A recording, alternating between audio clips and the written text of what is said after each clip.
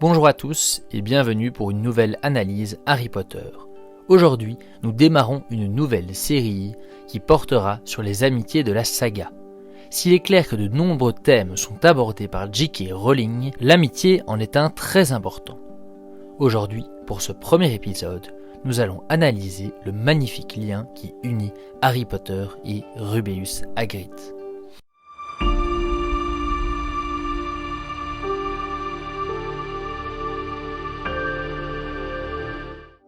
Harry a déjà rencontré Hagrid une première fois sans en avoir conscience. En effet, s'est endormi sur la moto volante qu'il fut amené par Hagrid au 4 Private Drive alors qu'Harry n'avait qu'1 an.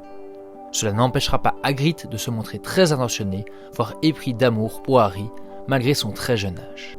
Jusqu'alors, pas de vraie relation, mais notons quand même ce rôle de témoin qu'a eu Hagrid pour Harry, car nous en reparlerons plus tard. Nos deux protagonistes se retrouvent 10 ans plus tard, lors du 11e anniversaire de Harry. Hagrid apprendra à Harry que c'est un sorcier. C'est lui qui expliquera les fondamentaux du monde de la magie. Il incarnera la porte d'entrée vers ce nouveau monde, vers le monde dans lequel Harry se sent bien. C'est lui qui présentera les premiers lieux magiques tels que le chaudron baveur et l'ensemble des boutiques du chemin de traverse. Ce rôle joué par Hagrid ne sera pas oublié par le héros de la saga. Notons que c'est à ce moment-là qu'Hagrid offrira à Harry le premier véritable cadeau de sa vie, la chouette Hedwige, qui sera un compagnon de choix pour Harry durant toute son adolescence. Durant la première année, Harry commencera déjà ses célèbres visites dans la cabane du demi-géant, généralement en compagnie de Ron et Hermione. Un véritable lien semble se construire sur la durée. Avant de repartir en vacances d'été, Hagrid, coupable d'avoir malencontreusement laissé des informations menant Harry à la pierre philosophale, offrira, après Hedwige, l'un des cadeaux les plus marquants de la vie de Harry. Il s'agit d'un album photo reprenant diverses photos de ses parents et de la famille Potter. Pour l'information, et contrairement à ce que laissent croire les films, il n'y a pas qu'une seule photo, mais bien un ensemble de photos de famille. En seconde année, la relation entre Hagrid et Harry poursuit son cours. Elle sera toutefois moins présente car Hagrid sera injustement envoyé à Azkaban pour une période de 2 mois. Avant cela, le journal de Gédusor avait aussi rejeté la faute sur Hagrid, ce qui n'avait pas empêché Harry d'être très sceptique par rapport à cette accusation. Également, contrairement à Ron, Harry ne se montrera pas horrifié du fait qu'Hagrid les ait dirigés vers Aragog et sa nombreuse famille. Au contraire, Harry a plutôt un sentiment de soulagement, car il a la confirmation qu'Hagrid n'est pas celui qui a ouvert la chambre des secrets. Hagrid n'a jamais ouvert la chambre des secrets. Il était innocent. Penser à son innocence plutôt qu'au traumatisme des araignées géantes relève d'un grand intérêt pour le bien-être de Hagrid. En 3e année, Harry sera d'un grand soutien pour Hagrid. Il est ravi qu'il soit promu professeur de soins aux créatures magiques. Il sera ensuite très présent pour le rassurer lorsque Buck attaquera un Malfoy provoquant. La condamnation à mort de Buck sera un énorme coup dur pour Hagrid et Harry tentera encore de le consoler, avec l'aide de Ron et Hermione. Hagrid lui renverra l'ascenseur l'année suivante en étant l'un des seuls à croire Harry quand ce dernier niait avoir mis son nom dans la coupe de feu. Il l'aidera de façon tout à fait partiale en lui montrant en quoi consistait la première tâche.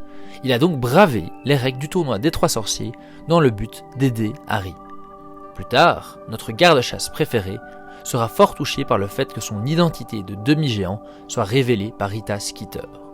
Au moment de surmonter cette honte, Hagrid dira dans un beau discours à Harry qu'il lui souhaite la victoire au tournoi des 3 sorciers. Il rappellera aussi à quel point ils se ressemblent du fait de leur vécu d'orphelin. L'année suivante, Hagrid sera moins en contact avec Harry, du fait de sa mission de recrutement auprès des géants. Mais c'est top secret compris.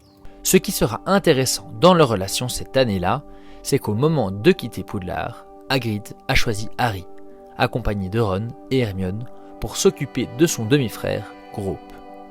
Dès lors, au vu de l'importance de la tâche, ils sont les personnes qui comptent le plus pour Hagrid à Poudlard. On peut même faire l'hypothèse que Harry est la personne la plus chère à Hagrid à Poudlard, voire même en dehors. Leur relation poursuit son cours en 6e année. Hagrid demandera à Harry, Ron et Hermione d'assister à l'enterrement d'Aragog. Contrairement à Ron, qui est outré de cette demande, Harry sera le plus prompt à accompagner Hagrid lors de ce moment difficile et ce malgré ce qu'Aragog lui a fait en 2e année. Sans parler des pinces. Le 7e tome est celui de tous les symboles. C'est Hagrid qui réutilisera la moto volante pour les adieux de Harry avec le Cat Private Drive. Souvenons-nous que c'était sur cette même moto qu'il avait amené Hagrid chez les Dursley pour la première fois. Autre symbole marquant, Hagrid est celui qui a ramené Harry au château lorsque celui-ci a subi l'Avada Kedavra de Voldemort. Il a donc, en quelque sorte, fait le lien entre le monde des morts et des vivants pour Harry. Tout comme ce fut le cas entre le monde des Moldus et des sorciers 7 ans plus tôt.